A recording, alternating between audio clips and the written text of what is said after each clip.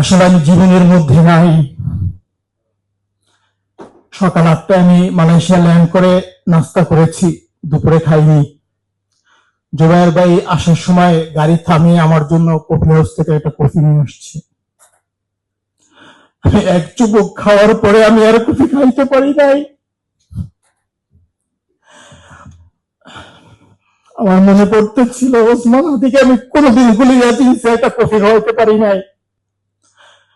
আমি মাঝে মাঝে নর্থ ইন্ডে বসলো আমার কাছে যাইতো কাজে, যখনই বলতাম যে কফি খেয়ে যা, বলতো যে ভাই এই 500-700 টাকা দিয়ে কফি আপনি খান, আপনি ব্যবসা করেন, এর চেয়ে বরং আমি বাইরে দিয়ে 5-10 টাকা দিয়ে চা খাই। সে রং চা পছন্দ করত, র কফি পছন্দ করত। ওসমান হাদি গুলিবিদ্ধ হওয়ার পর আমি একদিনের জন্য আর নর্থ ইন গুলির এজেন্সি বসি নাই।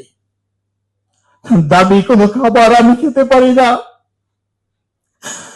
ওসমান হাদির লাশ আমার চোখের সামনে ভেসে ওঠে। আমার মা রাতে ঘুমাতে পারে না, ঘুমের মধ্যে ওসমান ওসমান করে কান্না করে উঠে। এই পরিস্থিতির মধ্যে দিয়ে আমরা যাচ্ছি। যারা আমাদের এই পরিবারের বাস্তবতা না বুঝে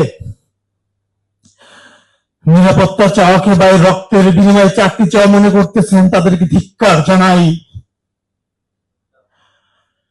ওসমান বলতেন আমরা শত্রুর সাথে ইনসাফ করতে চাই, আপনাদের পরিবারে এরকম কঠিন সময় আর কোনোদিন না আসুক। আমাকে যতবার ডাকবেন, পৃথিবীর পথে প্রান্তে হাদি হত্যার বিচারের দাবিতে আপনারা আমাকে যেখানে ডাকবেন আমি উপস্থিত হব ইনশাআল্লাহ। আমি বুলেটের মুখ থেকে ফিরে আসছি, আমি মৃত্যুর মুখ থেকে ফিরে আসছি। দ্বিতীয়বার আর মৃত্যুর ভয় আমার ভিতরে কাজ করে না। হঠাৎ করে বিকাল 4টার সময় আমি দেখলাম ফেসবুক ভরে গেছে যে আমাকে লন্ডনের বার্মিংহাম মিশনে অ্যাটাচ করা হয়েছে। ওসমান হাদিকে গুলি করার পরে খুনি 6 ঘন্টার ভিতরে বাংলাদেশের বর্ডার পার হয়ে ইন্ডিয়া চলে গেছে। এই খবর আমরা জেনেছি ফেসবুকের মাধ্যমে।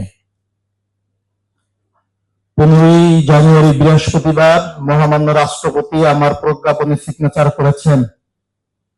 এটা আমরা কেউ জানতে পারলাম না, কিন্তু আমরা ফেসবুকে দেখলাম যে ওসমান হাদির ভাই ওমর হাদিকে লন্ডন বার্মিংহাম হাই কমিশনে অ্যাটাচ করা হয়েছে। আমার প্রশ্ন হলো, সরকার আমাকে আনুষ্ঠানিকভাবে জানান নাই।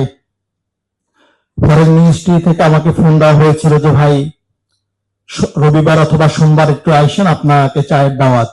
আমি বলেছি যে আমি মালয়েশিয়া যাব, আসলে এসে দেখা করব। কালকে বিকাল থেকে পুরো ফেসবুক সোশ্যাল মিডিয়া এক ধরনের তোলপাড় চলতেছে। ঠিক ওসমান হাদিকে হত্যার আগে বাংলাদেশ বিরোধী অ্যাক্টিভিস্টরা যেরকম ওসমান হাদিকে হত্যাযোগ্য করার জন্য ওর বিরুদ্ধে ক্যাম্পিং শুরু করেছে, আমি ঠিক তাই দেখতে পাচ্ছি। আমাকে হত্যাযোগ্য করে তোলার জন্য এইটাকে ইস্যু করে আমার বিরুদ্ধে সোশ্যাল মিডিয়ায় ক্যাম্পিং করা হচ্ছে। এর মানে হচ্ছে আমি যদি কালকে ঢাকায় ফিরি, আমাকে হত্যা করা হয়, তাহলে বলা হবে ভাই লাশ বিক্রি করে সে চাকরি করতে চেয়েছিল, এই জন্য তাকে হত্যা করা হয়েছে। আমার হত্যার ইস্যুটাকে ধামাচাপা দেওয়া হবে একটা কারণে। আমি সরকারের কাছে জানতে চাই,